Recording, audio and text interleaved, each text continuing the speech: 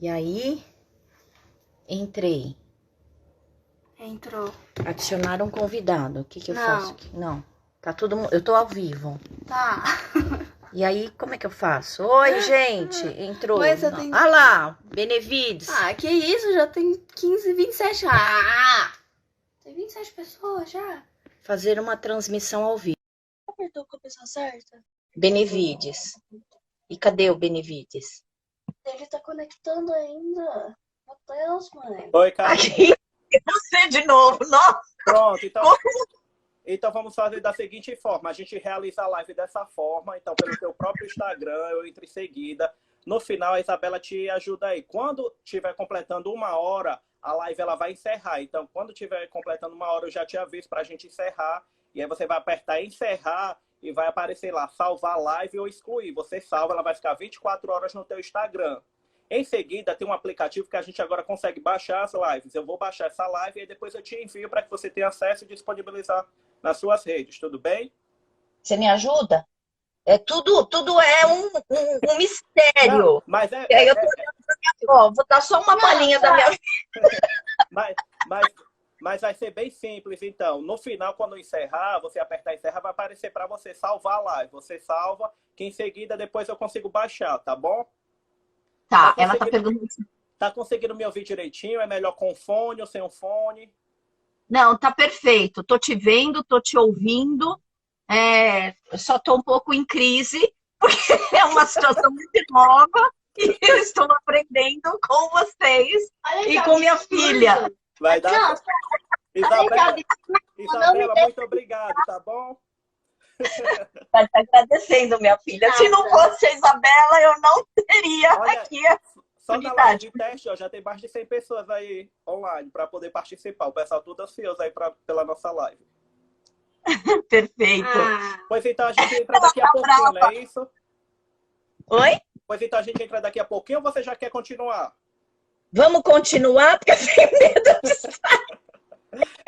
Pronto, pois então eu vou me apresentar, em seguida eu passo a palavra para você e a gente inicia o bate-papo, tá bom? Tá, eu vou pedir, fecha a porta, ela quer jogar, então eu vou pedir para ela trazer, só que sem ficar gritando, tá? E aí você fica do meu lado, por favor. Mas eu tenho que conversar com minhas amigas. Então fecha a porta lá. Não, deu 1 hora, você volta aqui urgente, tá bom?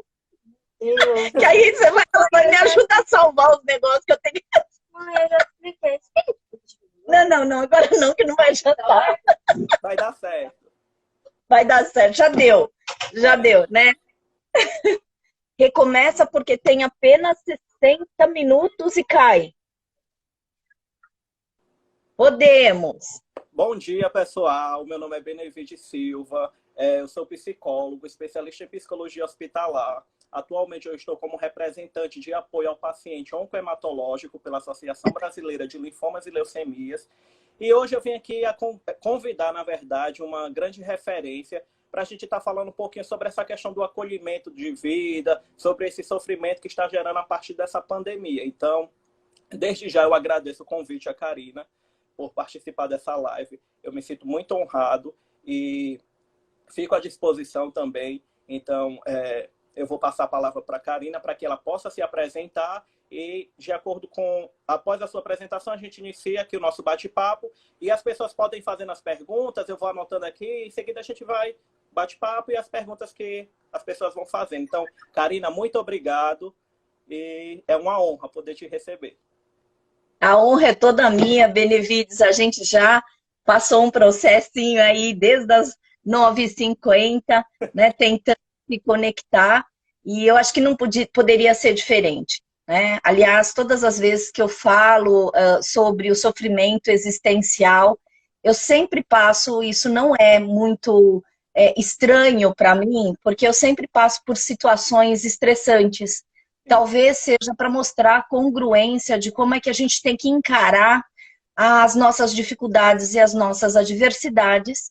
Confesso que, assim, sempre vem um nível de estresse muito alto, né? Mas, assim, eu cada vez mais entendo que a gente tem que contar com heterossuporte, suporte externo. Eu aceito os desafios, porque, para mim, é um grande desafio, tá? Aqui fazendo a live, né? Mas eu compreendo que todas as vezes que eu passo por algum perrengue, primeiro que eu vou ter ajuda, né? Então, você é uma pessoa que desde o convite tem sido muito cuidadoso e eu, assim, já admirei a maneira como você me fez o convite, né? Pelo e-mail, de um jeito muito respeitoso, falando que você se abriria ao horário, né? E as condições que eu teria. E eu achei muito lindo a maneira como você se aproximou. E isso, para mim, conta muito, né? A maneira como a pessoa se aproxima de mim, conta, eu acho que já é um caminho muito grande, né? Porque se a pessoa começa a trazer muita estrutura, né? Eu já começo a ficar um pouco mais assustada. E você me deu flexibilidade suficiente para que eu pudesse pensar numa data, né, correta para mim, num horário, e foi aí que nosso encontro aconteceu, pelo menos foi selado. E outro desafio foi essa questão tecnológica, porque como vocês viram, para quem estava logo no começo do teste, a gente fez das tripas do coração. Na verdade, eu acordei a minha filha, Isabela, que tem 12 anos. Obrigado, Então, Isabela. ela já não está mais aqui porque ela pediu para ela jogar com as amigas dela. Mas ela ouviu o nome dela, ela só abriu a porta aqui. Então, ela me ajudou a estar aqui com vocês. E uma das coisas que sempre fica martelando na minha cabeça quando tem toda essa situação de estresse, né, e essas dificuldades, é uma frase que eu costumo seguir como um mantra, principalmente nas horas difíceis. No final, tudo acaba bem. Se não está bem, é porque não chegou no final, né? Então, muitas vezes que eu estou assim acelerada, eu seguro os meus heterossuportes, né? Eu falei para minha filha que daqui a uma hora ela vai voltar aqui para me ajudar a gravar essa live. Mas entendendo que você está lá comigo e que as pessoas que estão nos assistindo estão mandando energias, estão emanando energia para a gente fazer a coisa acontecer. Sim. Eu acho que é exatamente isso que a gente precisa fazer nesse momento de crise, né? Nesse momento que a gente está passando por um sofrimento, porque tira a gente daquilo que a gente chama de status quo, né? Daquilo que é a zona de conforto. Não é nem um pouco agradável a gente enfrentar momentos que a gente sai da zona de conforto, né? Então, por isso que muitas vezes, quando eu enfrento as dificuldades, primeiro para chegar num lugar, segundo para fazer a coisa acontecer, né? E assim, tentar poder ficar um pouco mais tranquila, eu começo a entender assim, eu fico brigando contra a vida, sabe? E também é uma dos ensinamentos que eu tenho, quanto mais eu brigo contra os eventos que acontecem, mais energia eu gasto, e energia esta que eu deveria poupar. Energia esta que quando a gente está numa situação aí de perrengue, né, de dificuldades, o que mais a gente precisa fazer é preservar a nossa energia para garantir a nossa imunidade. Mas eu falei bastante agora, Benevides, conta um pouquinho, né? Eu acho que a gente podia ir conversando, como, né, você me propôs, você me perguntou antes, né, como é que eu gostaria de conduzir, e eu gostaria de conduzir como se fosse um bate-papo, porque eu me sinto mais à vontade nessa relação horizontal, nessa relação que a gente constrói o saber juntos. Sim, é bem bacana essa tua fala, principalmente nessa questão do que a gente está vivenciando. Eu percebo um grau de sofrimento muito grande por parte das pessoas. Muita gente tem me procurado através do bate-papo, do direct, pessoas que eu não conheço, eu acho que por ver que eu sou psicólogo, às vezes muita gente pedir suporte. Antes já tinha um pedido muito grande, e agora, a partir dessa pandemia, aumentou. Então, percebo esse sofrimento, essa angústia muito grande das pessoas em relação a esse processo. E, principalmente, quando a gente verifica essas questões, em relação ao sofrimento, né? Então, as pessoas me perguntam como é que eu vou fazer para passar por esse sofrimento? Como é que eu vou aguentar? Eu não sei como é que eu estou sabendo lidar com isso. Então, são questões que a gente precisa estar percebendo para a gente poder estar trabalhando com essas pessoas também. Qual é a forma que a gente vai trabalhar com essas pessoas que estão com esse grau de sofrimento muito grande.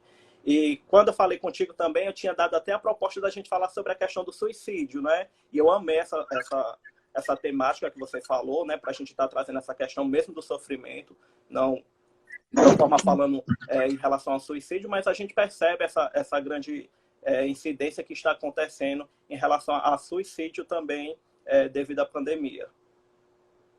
Pois é, eu acho interessante, né, a gente até conversar sobre essa possibilidade, né, inclusive como a gente batizou essa live. Sim.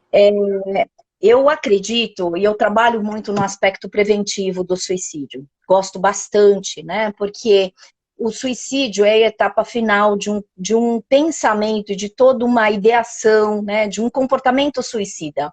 E eu, como eu costumo falar, bom, o que eu preciso fazer em termos de prevenção do suicídio é acolher o sofrimento, né? E eu acredito muito naquilo que o Schneidman fala, que é o pai da suicidologia moderna, e é o autor principal dos meus estudos. Ele tem um livro que é meu livro de cabeceira, assim, amo este livro, que ele fala que Suicide as a Psychache, que eu traduzi como sofrimento existencial, né? Intenso.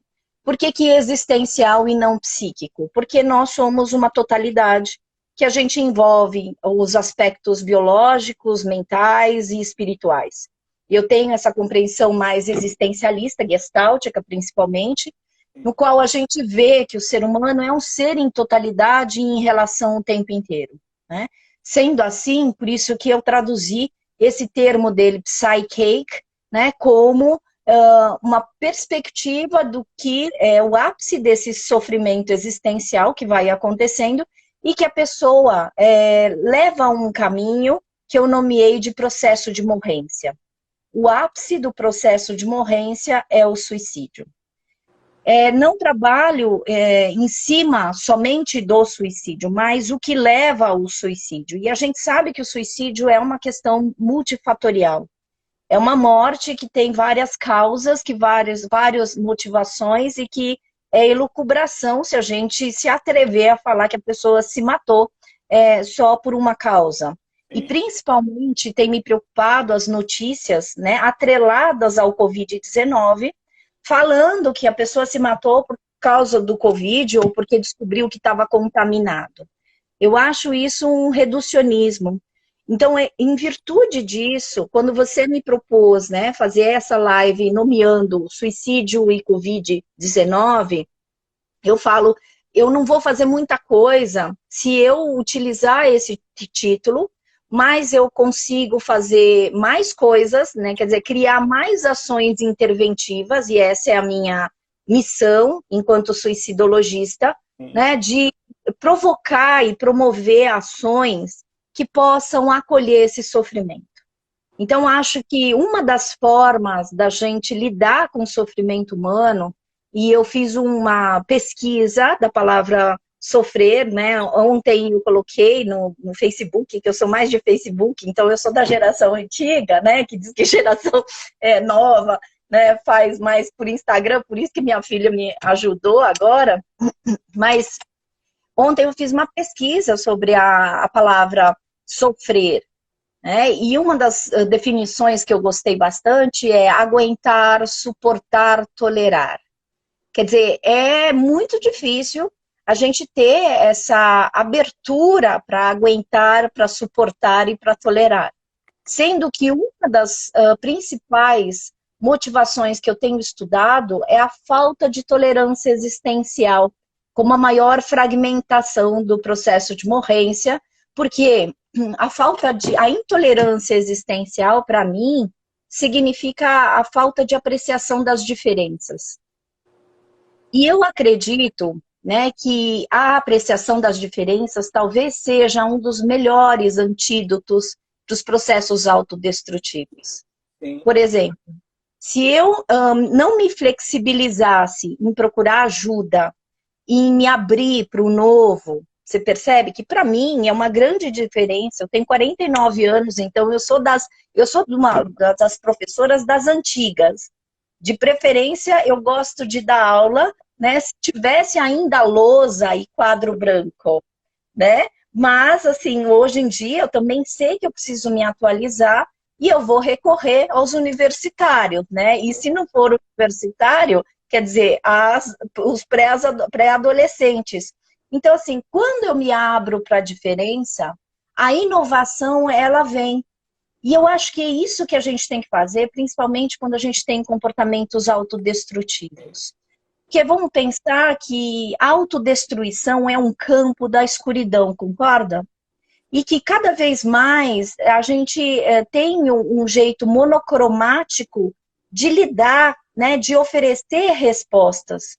Então, essa é a boa notícia, que normalmente eu falo que os processos autodestrutivos, eles são aprendizagens disfuncionais que nós tivemos e que se tornaram um ajustamento criativo porque foi a melhor resposta que eu dei para lidar com aquela desarmonia relacional, com aquela dificuldade, com aquela diversidade.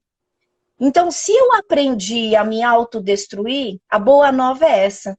Eu posso aprender, a partir da inclusão das diferenças, a dar novas respostas que garantam o meu bem-estar. E aí que o sofrimento acontece, Benevides. Por quê? Porque o sofrimento, ele é a capacidade da gente tolerar, aguentar e suportar aquilo que é novo. E aquilo desestabiliza a gente, que tira a gente de um eixo, né, e tira a gente daquele status quo, né, daquela zona de conforto.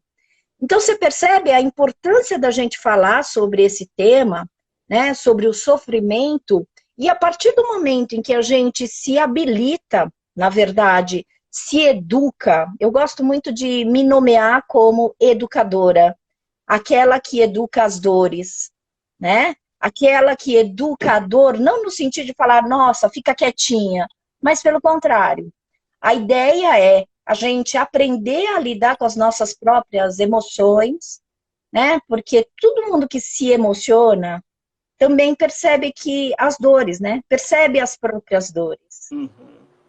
Então, a gente tem que se tornar eternos e constantes educadores, no sentido da gente falar, tudo bem eu sentir o que eu sinto, tudo bem eu pensar o que eu penso, e essa é uma forma psicoeducativa, né? Gosto muito desta ideia da gente fazer prevenção dos processos autodestrutivos através da psicoeducação. Que é isso? A gente falar sobre o assunto, a gente trazer a informação como ponto principal e eixo que nos conduz, inclusive, a agregar pessoas para que a gente, sabendo lidar com as nossas emoções, ou pelo menos suficientemente sabendo, né, que a gente possa agregar as ações e nos juntarmos para que a gente lide melhor com aquilo que provoca o suicídio, né, que é o sofrimento. Quando eu falo que o sofrimento é o grande vilão da história do suicídio, eu também não estou sendo reducionista, porque eu apresento uma perspectiva, talvez, né, única, que é o sofrimento, mas o que te faz sofrer não é a mesma coisa que faz sofrer a mim ou outras pessoas, você entende? Quer dizer, o sofrimento é essa constatação que se instala, essa percepção que se instala, né, na maneira como eu tenho lidado com as minhas adversidades e as minhas preocupações. Sim. Tanto é que uma frase linda que eu acho que é assim, que eu acho importante a gente falar, que é do Schneiderman, é que ele fala, o suicídio é um ato definitivo para um problema temporário.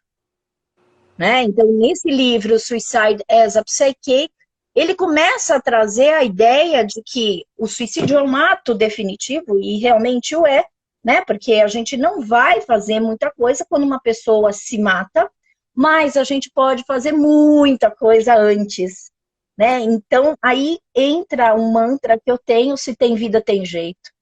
A pessoa pode estar em frangalhos, em um processo de morrência, ela pode estar desacreditada na capacidade existencial dela de responder às situações, mas ela está viva. Enquanto a pessoa está viva, eu acredito que sempre há possibilidades. Isso tem congruência, principalmente às questões dos cuidados paliativos, que eu sou fã, né? Aos ensinamentos da Júlia, Maria Júlia Kovacs, que foi, né, a tua convidada anterior, né? E ela é maravilhosa mesmo, que eu chamo a Júlia de meu SDC, meu sonho de consumo, bem consumido, porque eu tive o privilégio de tê-la como orientadora de doutorado e pós-doutorado, e além disso, não só tecnicamente, né, na teoria, eu aprendi muito com uma amizade que a gente desfruta até hoje. Então, acho que é isso, assim, a possibilidade da gente estar em conjunto, né, faz com que a gente transforme impotências individuais em potências coletivas. Eu amo essa ideia, né? Por isso que eu tenho uma pós-graduação que eu coordeno de suicidologia, prevenção e pós-venção. Eu já vi que tem vários alunos da gente, e isso para mim é um presente enorme, né? Lá na USCS, a USCS me deu a oportunidade, né, através da Forte Educacional, me deu o privilégio de coordenar essa pós-graduação que é 100% presencial. E unir e agregar 70 pessoas na primeira turma, e na segunda turma a gente tem 70 pessoas também, né? Então, assim, e de todo o Brasil, Benevides. E isso que eu acho lindo, sabe? De todas as profissões, porque o que eu quis trazer para fazer esse acolhimento brasileiro é a oportunidade de agregar pessoas que se interessam pela temática, né? E de todas as profissões. O único critério que nós temos é que a pessoa tenha graduação. Então, a gente tem desde psicólogos, psiquiatras, médicos, assistentes sociais, enfermeiras, historiadores, donas de casa. A gente tem uma variedade, né, de profissões que eu acho lindo. A gente tem historiadores, advogados, jornalistas, quer dizer, todas pessoas que se interessam pela temática e têm esta vontade de se habilitar no acolhimento da vida. Porque mais do que a gente só cuidar do sofrimento, é uma aprendizagem a gente acolher a vida, se fazer um trabalho psicoeducativo para, em vez de eu ficar, né, no status quo, né, daquela zona de conforto que os processos autodestrutivos nos guiam, porque é isso, escuridão, a gente não vê nada. Vamos imaginar que se a gente entra num lugar escuro, né, o que mais a gente busca é a luz. O que mais a gente busca num processo autodestrutivo é sair da nossa dor. Concorda? Sim. Né? Eu gosto muito daquela frase, dizem que é do Carlos Drummond de Andrade, a dor é inevitável, o sofrimento é opcional. Sim. A dor é inevitável em questões de ser humano, é condição existencial a gente sentir dor. Agora, o sofrimento é opcional no sentido que a gente realmente precisa aprender a fazer um trabalho psicoeducativo conosco para a gente parar de se autodestruir. Isso. Foi muito bem colocado aí a tua falar a respeito desse sofrimento psíquico. E tem um seguidor aqui, o Figueiredo, que ele até faz uma pergunta a partir desse isolamento social. Quais são esses danos graves que pode estar acontecendo a partir desse sofrimento psíquico com esse isolamento social que a gente está vivenciando agora? Então, a gente precisa, porque a gente precisa sempre falar no plural, isolamentos, distanciamentos, quarentenas, né? Por quê? Porque do mesmo jeito que eu trouxe a ideia com a Júlia, que a gente tem que falar de suicídios no plural, porque são várias idiosincrasias, né? São várias maneiras da gente perceber a situação, quer dizer, é uma situação, a gente está tendo de se afastar ou de se distanciar em nome da nossa imunidade. No entanto, cada um vai perceber a situação tal como percebe. E aí eu tenho uma frase que eu trago, que o sentido é do sentidor, a quem pertence a dor. Quer dizer, cada um tem uma forma de perceber a situação, e eu acho que isso faz total diferença. Se a gente percebe que a pessoa está falando, nossa, eu estou sentindo esse período como um confinamento, né? E eu posso entender que essa pessoa está se sentindo privada e limitada, né, nas condições que ela tinha. Confinamento me lembra muito a questão da pessoa estar se sentindo aprisionada. E aí eu preciso entender qual é o sentido que essa pessoa está dando para esse momento, você entende? Porque eu acho que assim, a gente precisa sempre olhar todas as situações que nos acontecem em perspectivas, de uma forma inclusive sistêmica. Não existe uma única forma, né? Eu não tenho um pensamento linear, mas quando eu começo a compreender como é que essa pessoa está compreendendo e percebendo o tempo dela, se uma pessoa fala, eu estou me sentindo confinada, é sinal que o tempo também está restrito, você entende? Sim. Também o espaço dela também. E que, por enquanto, a questão do resgate da imunidade ainda não é figura para ela, não é o maior interesse.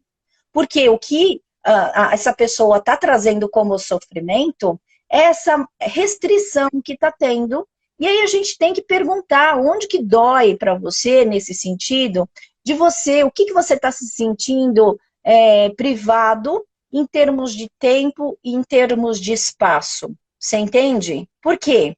Se uma pessoa fala assim, putz, eu não tenho como dividir, por exemplo, inúmeras pessoas que eu atendo, inclusive falam, Karina, eu não tenho mais privacidade, como é que eu vou fazer terapia online se meu marido está do meu lado? E eu não tenho, a minha casa não é tão grande, né? Eu não tenho condições de fazer tudo isso, assim, de ficar tendo aquela possibilidade que eu tinha. Quer dizer, primeiro, então, houve uma mudança e a gente precisa estar atento como é que essa pessoa está encarando esta mudança. Segundo, quando a gente fala que existe uma necessidade de você dividir o seu tempo e espaço, a gente está vendo um maior número de violências domésticas também. Por quê? O convívio se tornou, né, ponto de conflito. Aspecto, né, em que muitas pessoas que conviviam com a pessoa, mas porque tinha o dia a dia lá fora, né, os conflitos eles começam a emergir. E isso é uma coisa preocupante, porque traz muito sofrimento. Porque se eu começo a brigar com alguém que faz parte da minha intimidade, eu começo a cair numa arena, né, que é uma arena de brigas. E eu não tenho para onde fugir.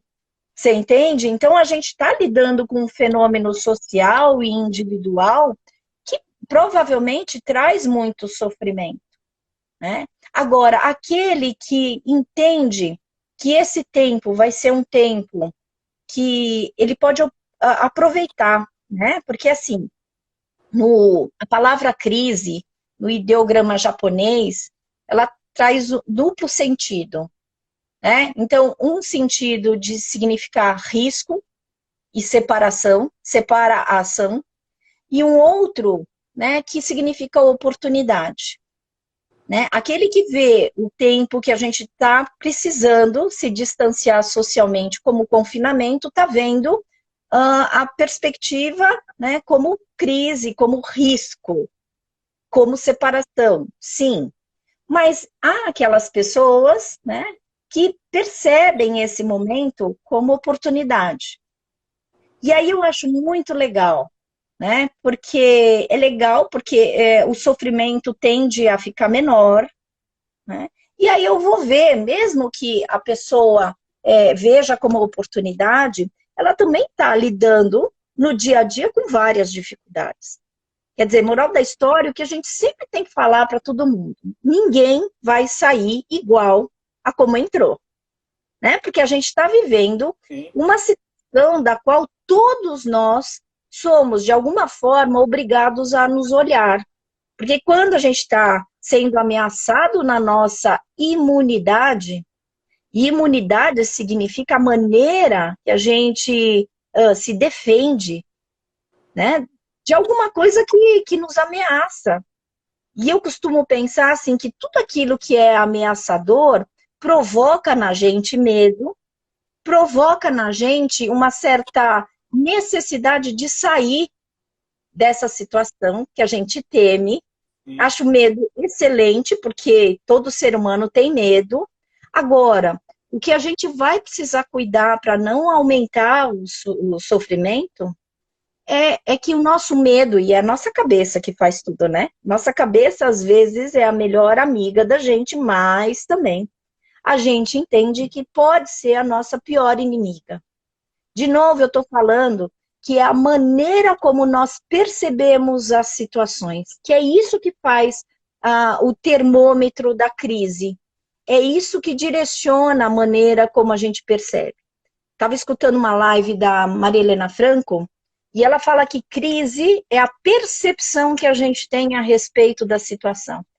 Eu achei ótimo, porque em Gestalt eu trabalho exatamente com esta ideia de que a maneira como a gente percebe é o que vai direcionar, inclusive, as nossas ações. Então, por exemplo, eu trabalho com um programa que eu nomeei de programa RAISE, né? RAISE significa, é um acrônimo, mas raise em inglês significa elevar, né? Então, como é que eu posso elevar alguém em sofrimento existencial intenso? Esse é o meu programa e é o resultado desse pós-doutorado que eu tive a felicidade de fazer com a Júlia, né? Depois de um resgate, de um regresso, brinco que é o regresso da minha vida, é por isso que eu uso a fênix e a árvore da vida como meu símbolo, meus dois símbolos, né? Então, os dois sempre estão me acompanhando, porque é essa polaridade que virou paradoxo, a fênix como o ressurgir da cinza e uma árvore da vida que eu encontrei, né, escura, que eu achei lindo. Então, por isso que as duas sempre estão como, né, os meus principais talismãs.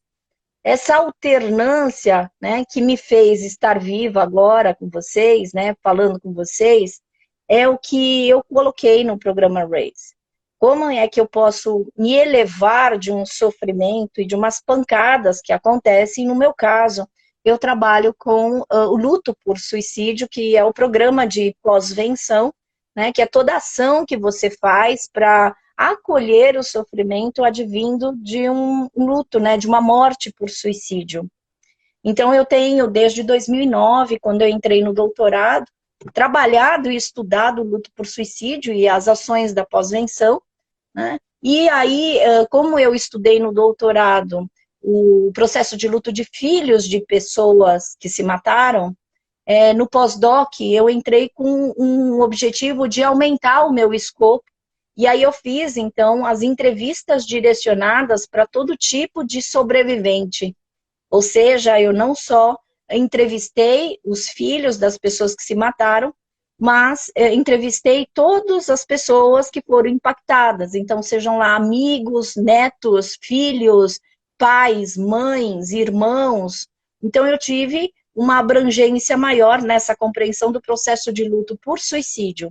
E foi intitulado o meu pós-doc, o relatório do pós-doc, como Cuidados e Intervenções aos Sobreviventes por Suicídio, que se tornou o livro, né, que aí eu dividi o relatório em 2 livros.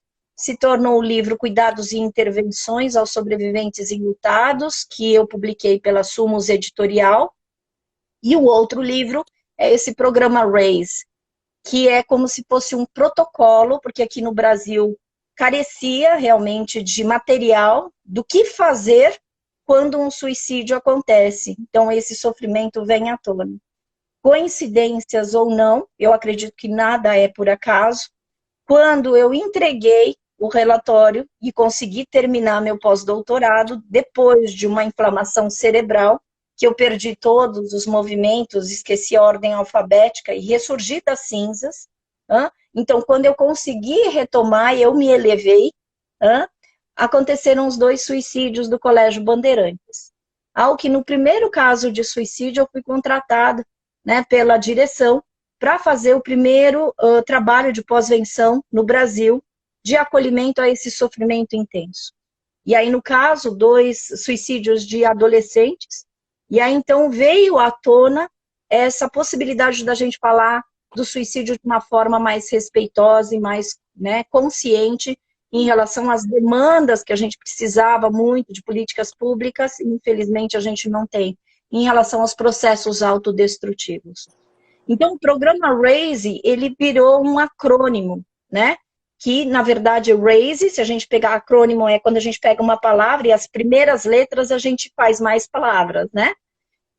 Ele vem como o significado de ressignificação e acolhimento integrativo do sofrimento existencial. Isso tudo para contar que o primeiro passo é a gente aprender a ressignificar as percepções que causam o nosso sofrimento. Você entende, Benevides? Quando eu trago tudo isso, porque tem toda uma lógica para a gente gerenciar a crise. E se crise, para Maria Helena Franco, é exatamente a percepção que a gente tem a respeito da situação.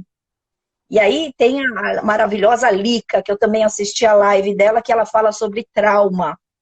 E a Lica fala uma coisa que para mim é muito precioso. O trauma acontece quando a gente percebe a situação, né? Só que a gente sente que não tem autossuporte para dar conta dela.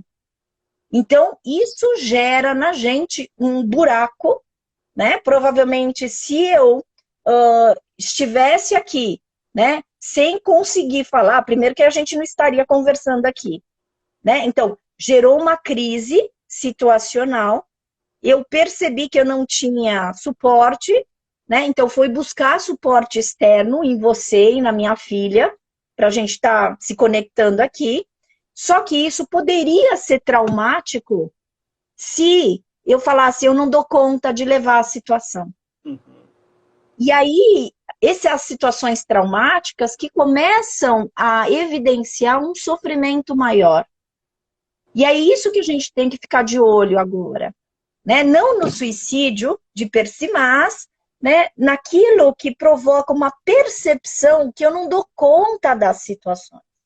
Por isso que nessas situações a gente tem que fazer um trabalho muito forte, né, de colocar atenção e foco naquilo que gera sofrimento na pessoa.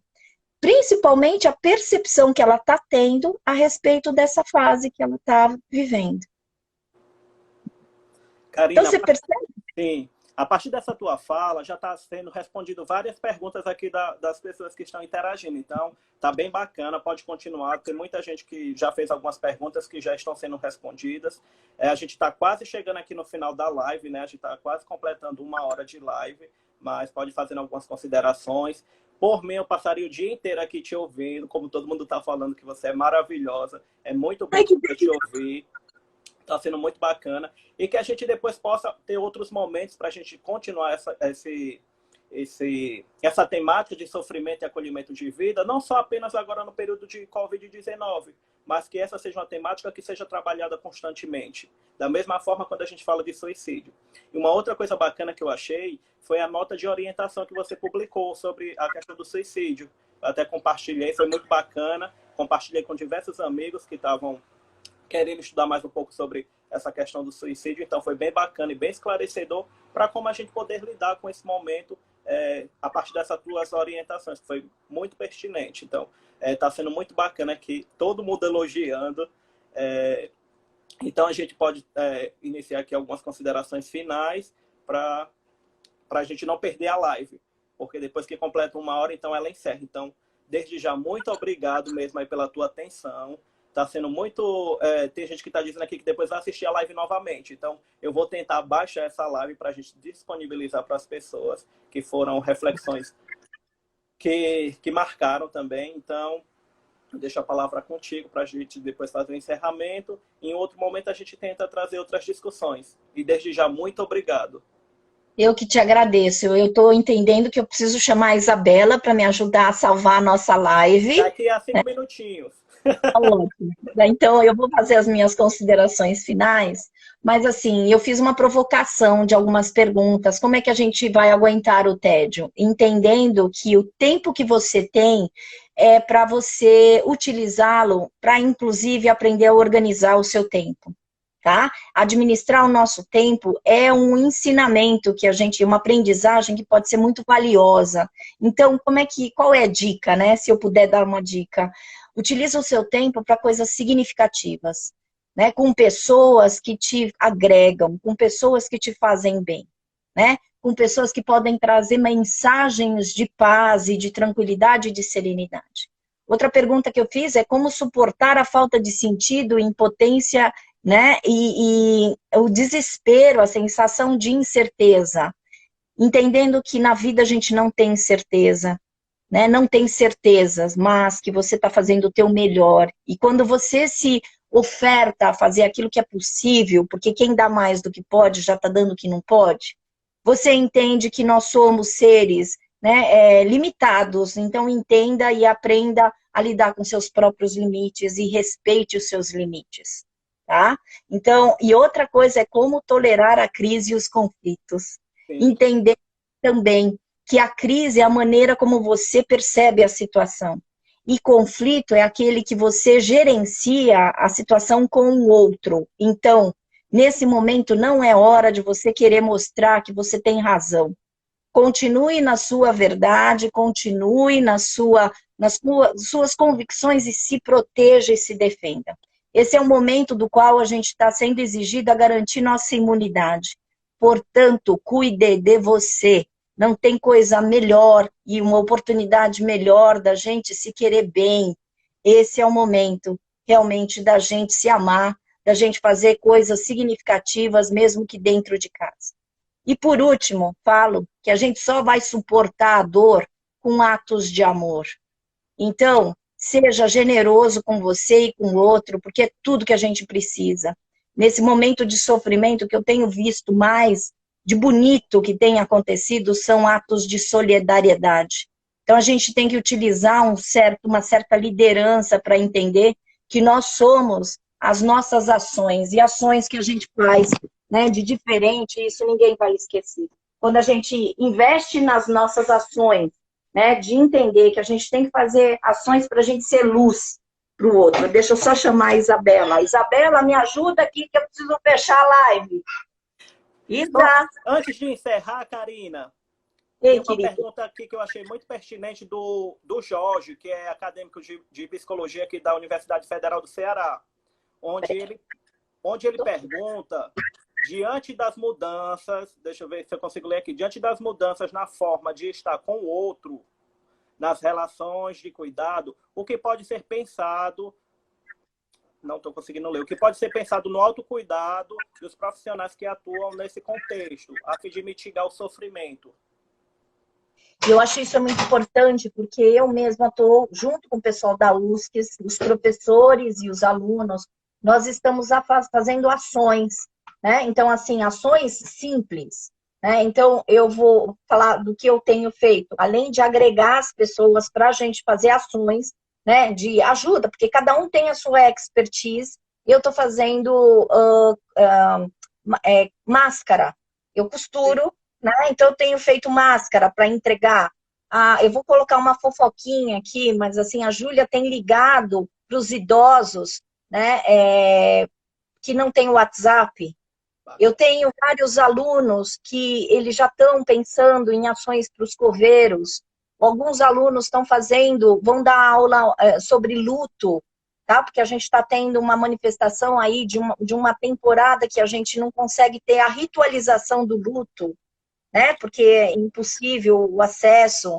Então, assim, são várias áreas e a gente pode fazer a diferença em tudo quanto é coisa simples, gente, sabe? De você, de repente, se preocupar com o teu amigo, de falar, vamos conversar, sabe? De interagir, de falar, olha, eu tô aqui mesmo distante. Esse é um cuidado que a gente está tendo, principalmente na pós, porque nós somos agentes de mudanças. Somos mudanças se a gente se preocupar com o outro e a gente agregar as nossas forças para minimizar esse sofrimento. Agora, o que significa sofrimento para um não significa para o outro, e por isso que a gente tem que estar atento a fazer coisas generosas, ações generosas. Como, por exemplo, eu estou te conhecendo agora, Benevides, né? O que é mais bonito é o teu olhar, eu vejo sorriso no teu olhar, e para mim é um conforto, sabe? Saber que, assim, eu compartilhei com você pelo menos esses minutos, esta hora, que me deu a possibilidade, né, e a oportunidade de estar falando sobre essas ações. A gente fala, não é muita coisa, gente. Né? A possibilidade da gente atuar, né? Precisamos, eu reforço isso, precisamos ter atos de amor para lidar com a dor. Só assim que a gente vai suportar esta situação. Só gratidão, Karina, por esse momento. Muita gente aqui está dizendo que vai assistir novamente. Eu, inclusive, vou assistir também. Então, só gratidão. Eu também. Estou à disposição, se caso você precisar de alguma coisa também. Então, desde já, muito obrigado mesmo, tá bom? Eu vou precisar, sim, que você leve amor e continue fazendo esse trabalho lindíssimo, convidando pessoas que possam agregar nesse momento em que a gente possa dar serenidade, minutos de paz no coração de todos aqui, tá bom? Te agradeço imensamente pela luz e pela oportunidade de me fazer me sentir viva e me sentir útil. Isso é legal pra caramba. Ó, tem mais de 350 pessoas, viu, aí acompanhando aqui a nossa live. Que coisa mais maravilhosa. Tiveram várias pessoas que, infelizmente, não podem estar agora assistindo ao vivo, mas já mandou mensagem dizendo que vai acompanhar depois. Então, foi muito bacana aqui o nosso bate-papo, viu? Muito obrigado mesmo. Nossa, um prazer enorme, né? E, gente, quem está me ouvindo e quem está aqui nessa live, é muito interessante chamar live, né? É muita vida, é muita vida. Apesar da tecnologia, do distanciamento, é isso. Quando a gente se oportuniza a estar com o outro da maneira como a gente pode, a gente só tem que agregar. A gente se sente muito vivo. Né? É verdade. Muito obrigado. Eu que agradeço, meu querido. Eu que agradeço. Um beijo para vocês, minha gente. Boa vida, boa energia. Entendam esta fase como uma grande oportunidade. Olha aqui, né? Ela não quer aparecer porque ela está de camisola, mas ela é minha assistente número 1, a minha filha, né? Que vai nos ajudar, inclusive, a salvar esse momento tão importante e tão emocionante para mim. Eu só tenho que agradecer. Eu que agradeço. Obrigado, Isabela, também aí pela ajuda. Tchau, tchau. Tchau, minha gente. Bom dia para vocês. Vivam plenamente. Tchau. Emocionada aqui, me despeço de vocês. Tchau. E agradecida. Tchau. Beijo. Beijo. Bom dia.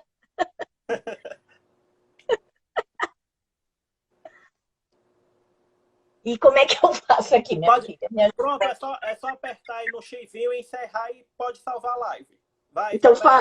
faz. A Isabela que vai fazer. Tudo que eu não posso é agora estragar essa gravação.